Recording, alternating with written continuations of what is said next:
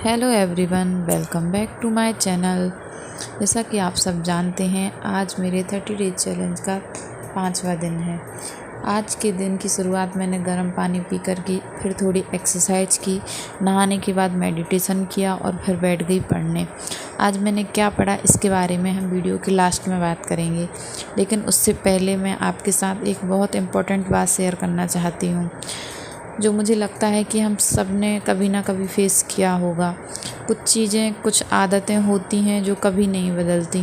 जैसे किसी की कोई आदत जो आपको बहुत परेशान करती है, वो व्यक्ति चाहे तो बदल सकता है, लेकिन उसे लगता है कि उसकी आदत में कोई दिक्कत नहीं है, जबकि आपको उससे बहुत हर्ट होता है। इस सिचुएशन में हमें क्या करना चाहिए?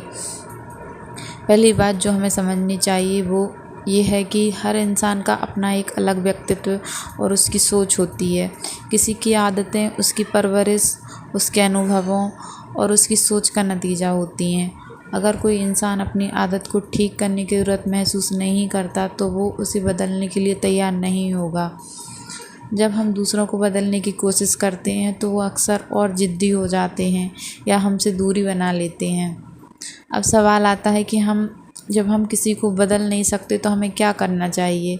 इसका सबसे अच्छा सॉल्यूशन है एक्सेप्टेंस। एक्सेप्ट करना कि कुछ चीज़ें हमारे कंट्रोल में नहीं हैं। ये आसान नहीं है, लेकिन जब आप इस सच्चाई को समझ लेते हैं तो आप किसी और को नहीं बदल सकते। तो आप खुद को मानसिक रूप से शांत महसूस करेंगे। इस एक्सेप्ट करने का मतलब ये नहीं कि आप अपनी फीलिंग्स को इग्नोर करें। इसका मतलब यह है कि आप रियलिटी को एक्सेप्ट करें और अपने मानसिक संतुलन को बनाए रखें। अब बारी आती है खुद को बदलने की। जब हम किसी इंसान की आदतों को नहीं बदल सकते तो हमें अपनी सोच, अपने रवैये को बदलाव लाना होगा। खुद को मेंटली स्ट्रॉन्ग बनाना होगा और हम उस सिचुएशन में कैसे रिएक्ट करें ये पहले से प्लान करना होगा। जब भी आप किसी की आदत से परेशान होते हैं तो सबसे पहले खुद से यह सवाल पूछें, क्या मैं इसे बदल सकता हूँ? अगर जवाब ना है तो आपको उस सिचुएशन को एक्सेप्ट करने का तरीका ढूंढना होगा।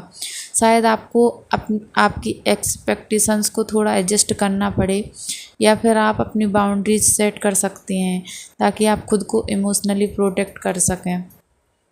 दूसरों को बदलने की कोशिश करना बहुत कठिन हो सकता है, लेकिन जब आप खुद को बदलने का फैसला करते हैं तो आपको पीस मिलना शुरू हो जाती है, आपको शांति मिलना शुरू हो जाती है।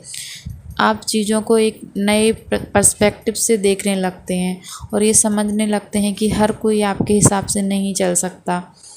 खुद को बदलने का मतलब यह नहीं है कि आप हार मान रहे हैं, बल्कि यह समझदारी का कदम है। वह सेल्फ ग्रोथ का रास्ता है और यही आपको एक बैलेंस लाइफ की ओर ले जाएगा। जब आप किसी की आदत से परेशान होते हैं तो याद रखें कि हर चीज़ हमारे कंट्रोल में नहीं होती, लेकिन जो चीज़ हमारे कंट्रोल में है वो है हमारी सोच, हमारी प्रतिक्रिया। खुद को बदलें, सिचुएशन को एक्सेप्ट करें और आप देखेंगे कि आपका स्ट्रेस कम हो जाएगा और आप एक पीसफुल लाइफ की ओर बढ़ेंगे। अब बात करते हैं पढ़ाई। आज मैंने क्या पढ़ा? आज मैंने पढ़ाई में एथिक्स का एक चैप्टर पूरा किया। आपने सुना होगा कि एथिक्स यानी नैतिकता हमारी लाइफ के हर फैसले में इम्पोर्टेंट भूमिका निभाती है। चाहे हम परिवार के साथ हों या समाज में, हमारी नैतिकता ही तय करती है कि हम किस तरह से दूसरों के साथ व्यवहार करें। यूपीएससी की तैयारी में एथिक्स का महत्व बहुत ज़्यादा है, क्योंकि ये हमें न सिर्फ एक बेहतर अधिकारी बनने में मदद करता है, बल्कि एक बेहतर इंसान बनने में भी मदद करता है। जब अगली बार आप किसी सिचुएशन या किसी इंसान से परेशान हो तो उसे बदलने की कोशिश मत करें, खुद को बदलें और आप देखेंगे कि चीज़ें खुद ब खुद बेहतर हो जाएंगी। अगर आपको यह वीडियो पसंद आई हो तो इसे लाइक और शेयर ज़रूर करें और मेरे चैनल को सब्सक्राइब करें। मिलते हैं नेक्स्ट वीडियो में। Thank you.